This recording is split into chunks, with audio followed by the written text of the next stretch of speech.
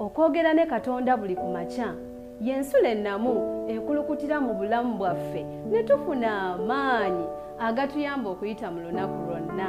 Funa amaanyi nga tonnafuluma nnyumba yo. Omwagalwa, njagala okwaniriza ku mukutu gwaffe ogwa 3ABN.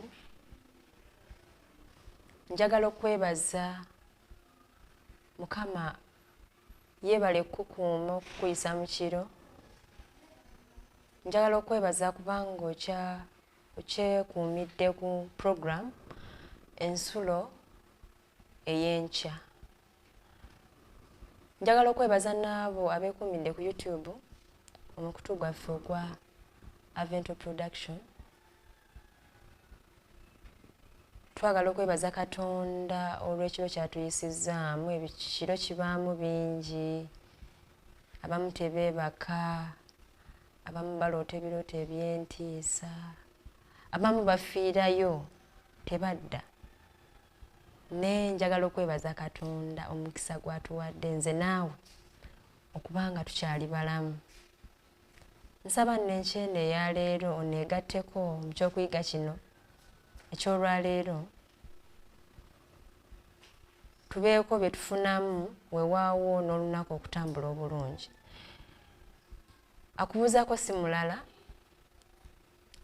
amannya agange nze Mbabazi Joy okuva mu The Divine Melodies Choir Wakiso Namusera. Nsaba oteeketeeka ebirowoozo byo nga tugenda mu kiseera kino ekyokusaba, weewaawo n'okubaako bye tuyiga. Oluyimba olw'ennamba eya 3 nsaba luteeketeeke ebirowoozo byo nga tugenda mu kyokuyiga kino. Mukama akuwa omukisa. Ekyokuyiga ky'olwaleero kiriko omutwe ogugamba nti nfa nsaanawo. Katusabe. Oli mulungi Mukama kubanga n'enkyenda eya leero osiimye tubeeko bye twogera okuyita mu kigambo ekyo Bayibuli.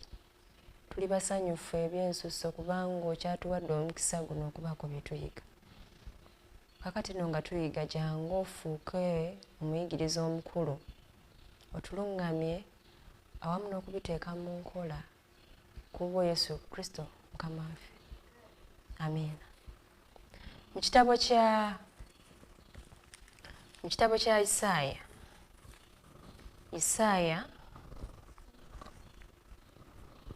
Isaaya essuula eya 43 olunya olwokubiri.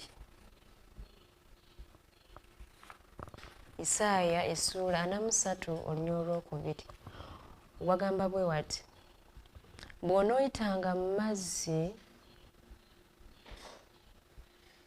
n'abeeranga naawe, ne mu migga tegiri kusaanyaawo. Bw'onootambulanga okuyita mu muliro toosiriirenga, so n'omuliro tegulyakira ku ggwe. Basebo ne bannyabo, Katonda waffe atusuubiza okubeera naffe mu mbeera yonna. Njagala tugabane ebyokuyiga mu mboozi eno gye njagadde tugabane wamu, gye njagadde ngabaneko awamu naawe. Bwe nali mpeza emyaka 19 egy'obukulu, mu nnaku entono ez'oluwummula lwe twafuna, bakadde baffe bayagala tubeeko n'akabaga ke tulya nga tetuli waka. Twagenda awali emiti emirungi egyali okumpi n'omugga ogutaali munene, naye nga ku ntobo yaagwo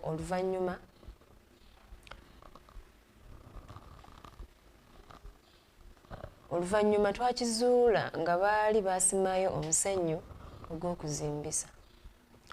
agamba nti maama bwe yali ng'afumba muto wange nange twasalawo okugenda ku mugga okunaaba. Buli kintu kyali bulungi awo ku lubalama. Naye bwe tweyongerayo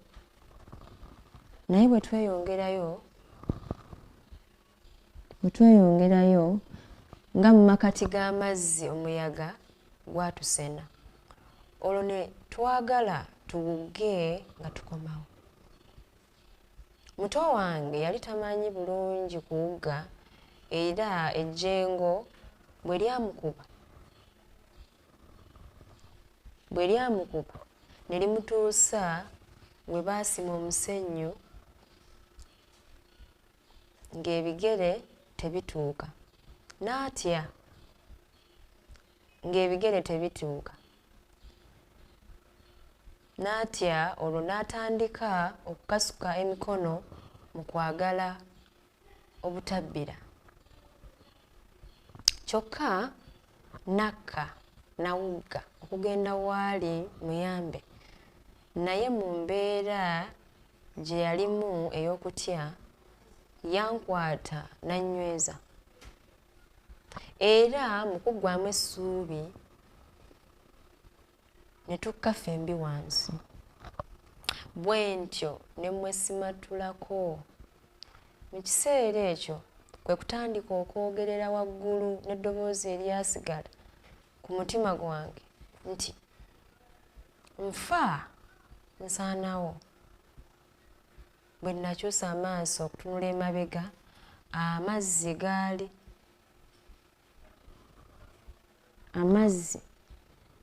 gaali gamubisse yenna. Olwo ne mpulira obulumi obutagambika.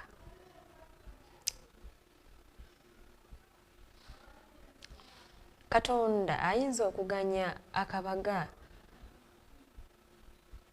Agamba nti Katonda ayinza okuganya akabaga kano akaffe kagwere mu maziga gano bw'agamba. Nedda Mukama.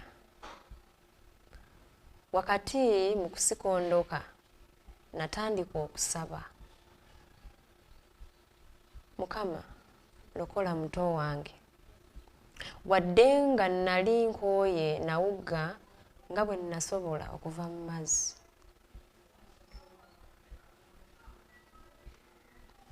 Bwe naddamu okutunula ndabe wabadde n'endaba abavubi babiri abaali balaba ebigenda mu maaso nga bamusikayo. Peetero muganda wange takyajjukira kalonda w'ebyo byonna ebyaliwo. Naye nze ku luuyi olulala eyalaba buli kintu, eyawulira eddoboozi lye ng'alaajana, eyalwana okumutaasa naye nga sirina maanyi, eyalegako ku kaseera ako ak'akazigizigi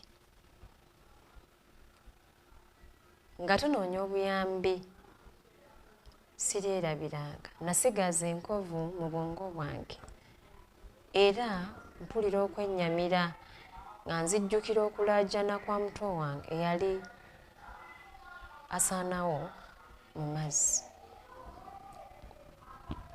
Basebo ne bannyabo, eyo emboozi gye njagadde leero nga baneko wamu nammwe. Isaaya agamba nti bw'onooyitanga mu mazzi n'abeeranga naawe ne mu migga tegiri kusaanyaawo. Tulaba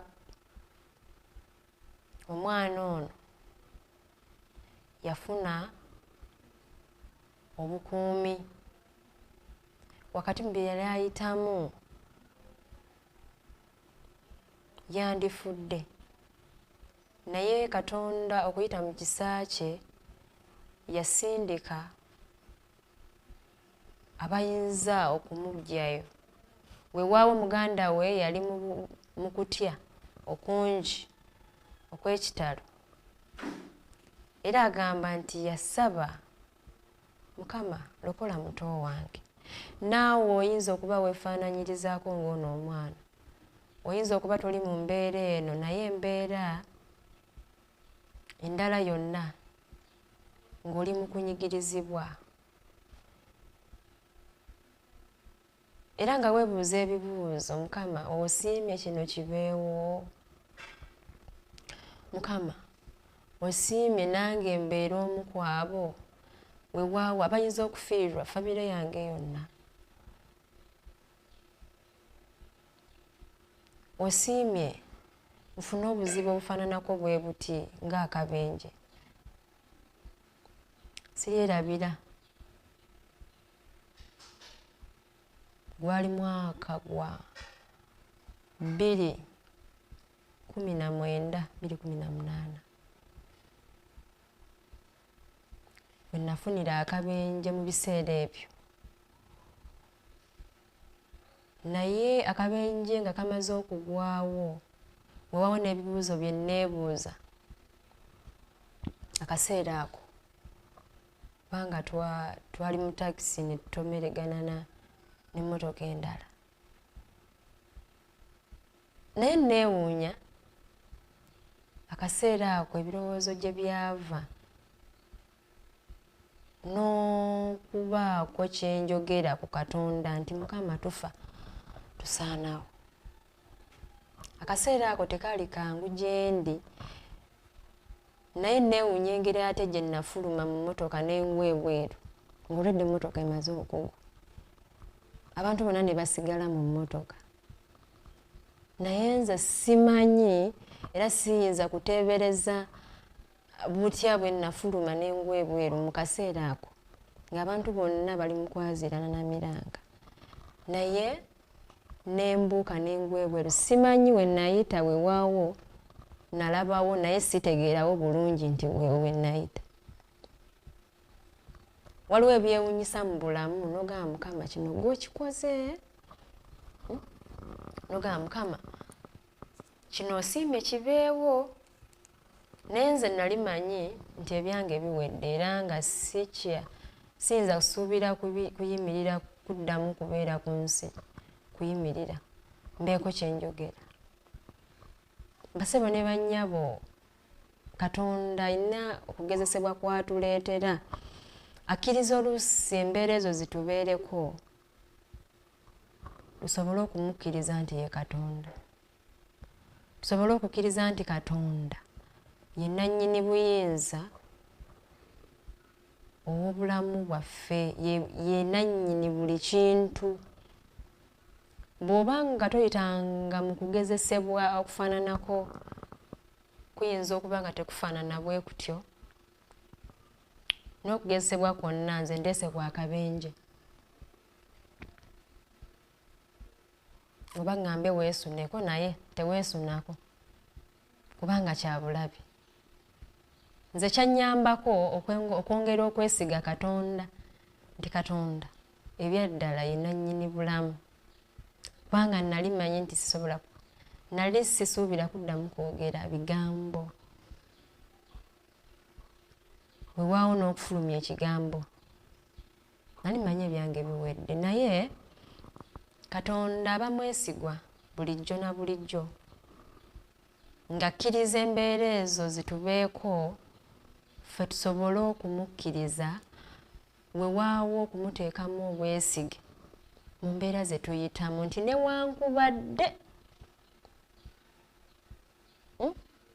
newankubadde kiri bwe kityo, Katonda wange sigenda kuvaako. Newankubadde ndabika okuba nga nnyigirizibwa, Katonda wange sigenda kuvaako. Ng'abasajja benjagala tusomeko mu Daniel, mwe tusanga abasajja abasatu, Shadrach, Meshach ne Abedunego, abaasalawo ne batambula nga Katonda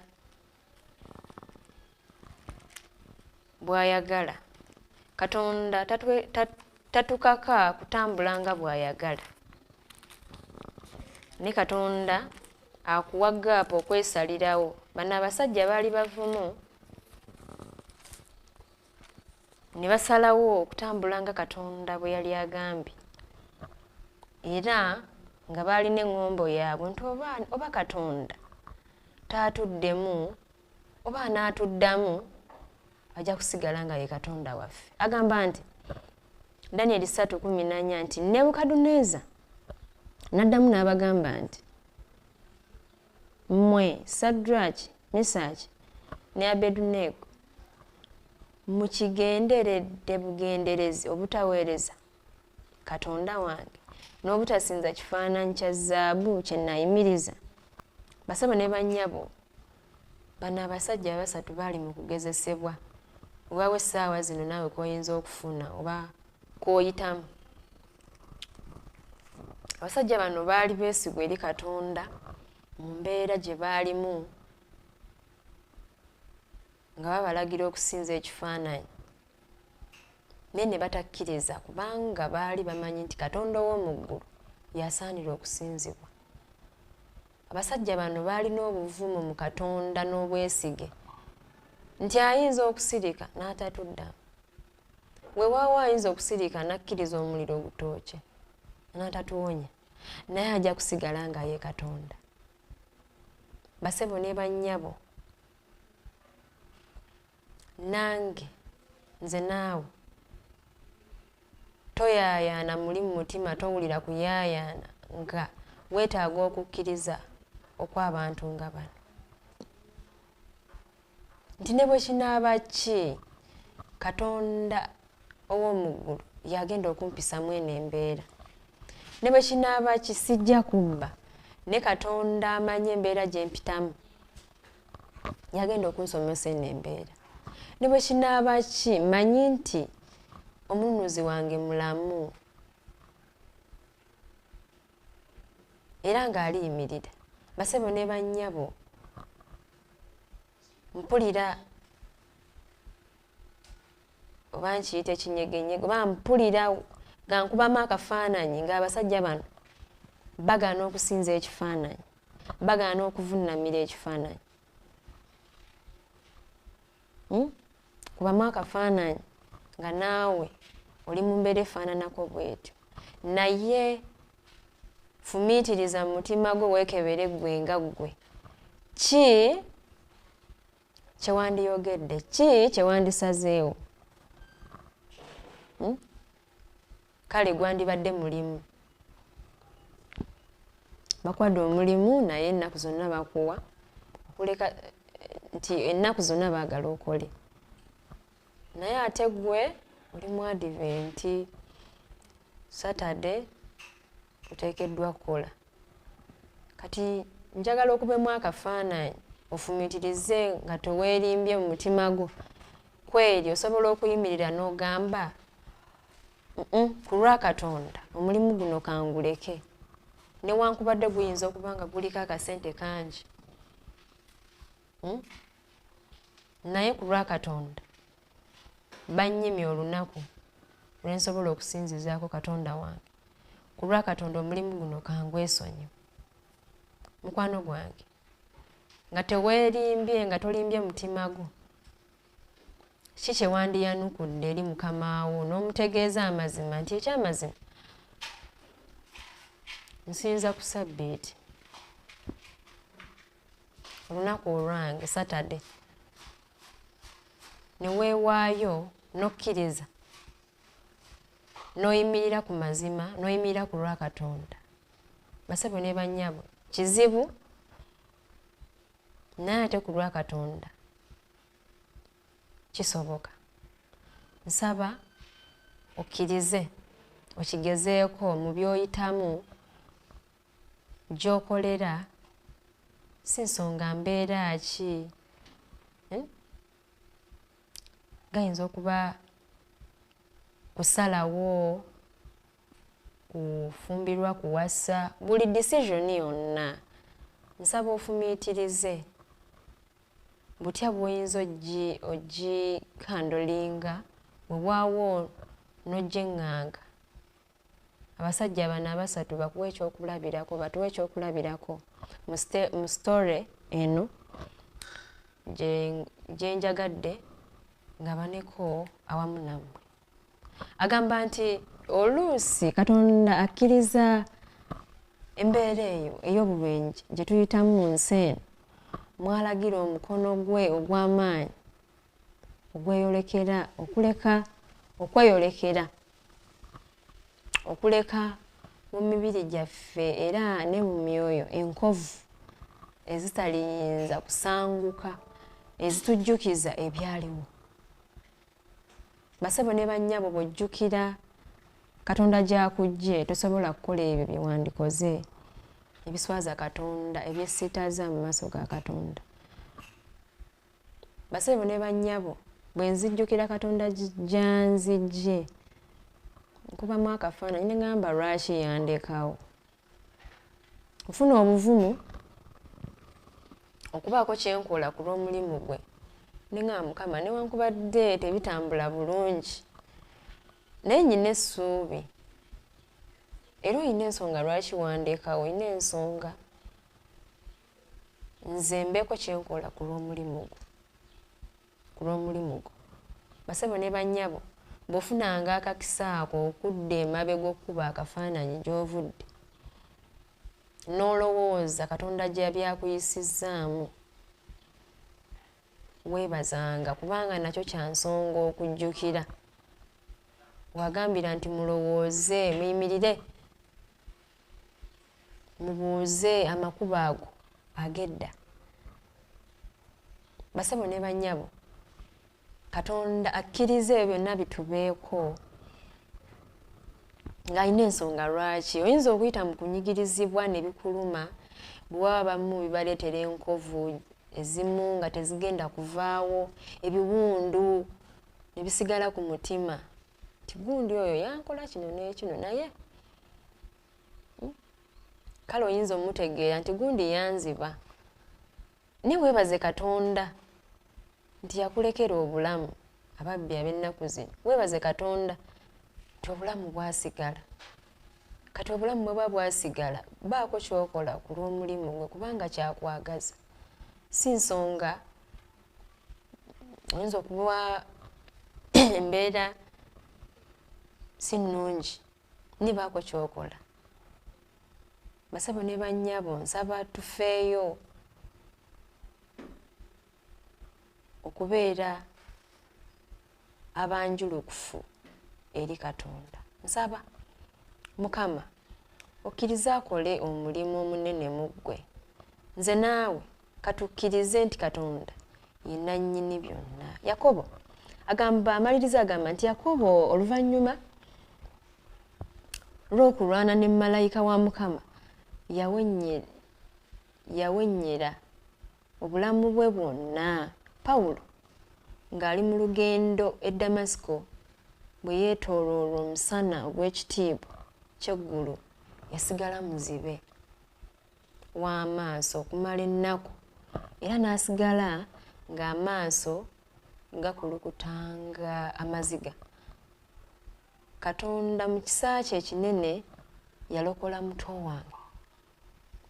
Bw'agamba Peetero, yalokola muto wange Peetero era tekiriva ku bwongo bwange. Okimanyi nti Katonda naawe yalokola obulamu bwo? Kibuuzo. Basebo ne bannyabo nsaba tuganye Omwoyo Omutukuvu akole mu ffe era tumuganye atambule naffe mu ngendo zaffe. Nsaba n'olw'ebigambo ebyo Mukama akuwa omukisa ensi eno eya leero ng'ofuluma obirowoozeeko bwe kityo bisobole okukola amakulu mu bulamu bwo weewaawo n'obwange. Mukama akuwa omukisa. Katusabe. Otukoze bulungi Katonda waffe bw'osiimye n'ensi eno eya leero tulabike mu maaso go. Ayi Mukama otusuubizza ne leero okutambulanga wamu naffe singa tusalawo okutambula naawe. Towaliriza muntu omulekera gaapu okwesalirawo.